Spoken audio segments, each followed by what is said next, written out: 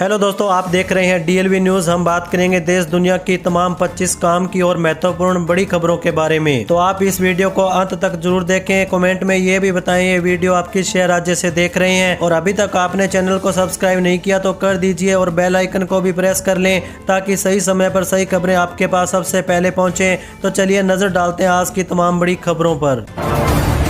देखिए, पहली सबसे बड़ी खबर, मुख्यमंत्री नीतीश कुमार के बेटे निशांत कुमार ने जनता दल यानी कि जेडीयू की सदस्यता ग्रहण की। इस दौरान पार्टी के तमाम बड़े नेता मौजूद रहे। इसके बाद वह पूरे बिहार का भ्रमण करेंगे। कयास लगाए जा रहे हैं कि उन्हें पार्टी में बड़ी जिम्मेदारी मिल सकती है। इस कदम से बिहार की राजनीतिक गलियारों में चर्चा तेज हो गई है। ऐसी संभावना है कि निशांत कुमार को पार्टी के भीतर कोई महत्वपूर्ण पद या बड़ी जिम्मेदारी सौंपी जा सकती है। यह घटनाक्रम बिहार की राजनीति में एक नया मोड़ ला सकता है, जिससे जेडीयू में उनकी भूमिका अहम होगी। वहीं अगली बड़ी खबर देखिए, प्रधानमंत्री सूर्य घर मुफ्त बिजली योजना के तहत कुटीर ज्योति श्रेणी के उपभोक्ताओं को बड़ी राहत दी गई है। विद्युत आपूर्ति प्रमंडल योजना में सहमति देने की अंतिम तिथि भी बढ़ाई गई।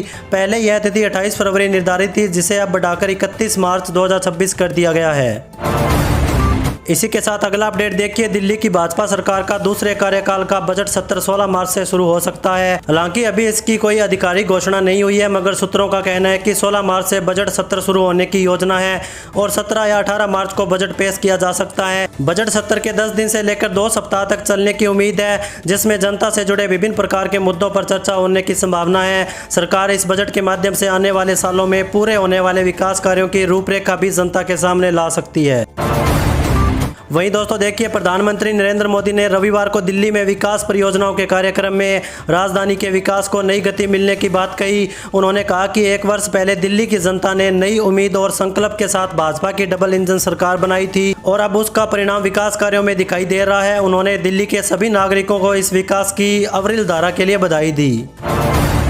चलिए अगला अपडेट देखिए, मिडिल ईस्ट में तनाव के चरम पर पहुंचने के साथ ही ईरान एक बड़े राजनीतिक और सैन्य संकट के मुहाने पर खड़ा है। सुप्रीम लीडर आयतुल्ला की मौत के बाद जहां ईरान के भीतर नए सुप्रीम लीडर के चुनाव की मांग तेज हो गई है, वहीं दूसरी ओर ट्रंप ने ईरान को अब तक की सबसे कड़ी चेतावनी दी है। वहीं अगली बड़ी खबर देखिए, हिमाचल प्रदेश में निराश्रित महिलाओं को सामाजिक सुरक्षा पेंशन के लिए अब कार्यालयों के चक्कर नहीं काटने पड़ेंगे। ग्राम सभा की मंजूरी और वहां से जारी पत्र के आधार पर ऐसी महिलाओं को सामाजिक सुरक्षा पेंशन का लाभ मिल सकेगा। इस संबंध में प्रदेश मंत्रिमंडल ने मंजूरी प्रदान कर दी है। इसके साथ ही निराश्रित महिलाओं की परिभाषा को स्पष्ट किया गया। हिमाचल प्रदेश मंत्रिमंडल ने सामाजिक सुरक्षा पेंशन नियम 2010 में महत्वपूर्ण संशोधन को मंजूरी दे दी है। वहीं देखिए, उत्तराखंड में अगले वर्ष होने वाले विधानसभा चुनाव में जीत की हैट्रिक लगाने के उद्देश्य से मैदान में डट चुकी भाजपा को केंद्रीय गृह मंत्री अमित शाह ने बूथ जीता चुनाव जीता का मूल मंत्र दिया।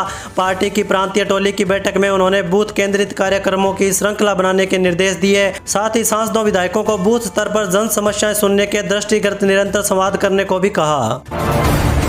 चलिए आगे बढ़ते हैं अपन खबरों में। देखिए, यात्रियों की सुविधा को ध्यान में रखते हुए रेलवे ने एक नई पहल शुरू की है। अब बिना टिकट यात्रा करने पर लगने वाला जुर्माना हो, अधिक सामान का शुल्क समेत अन्य किसी तरह का भुगतान अब नकदी न होने की सूरत में सफर के दौरान ट्रेन में ही डिजिटल माध्यम से भुगतान किया जा सकेगा।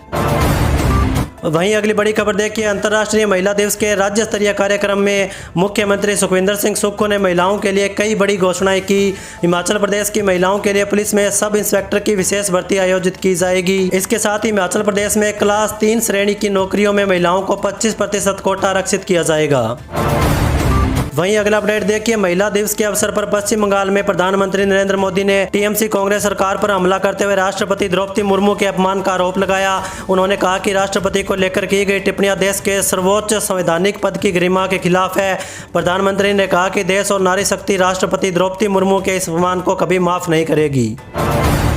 इसी के साथ आगे देखिए, पंजाब की भगवत मान सरकार ने अंतर्राष्ट्रीय महिला दिवस के अवसर पर प्रदेश की महिलाओं को बड़ा तोहफा दे दिया है। रविवार को विधानसभा में वित्त वर्ष 2026-23 का बजट पेश करते हुए राज्य के वित्त मंत्री हरपाल सिंह चीमा ने मुख्यमंत्री मावा दिया सत्कार योजना को लागू करने का ऐलान किया।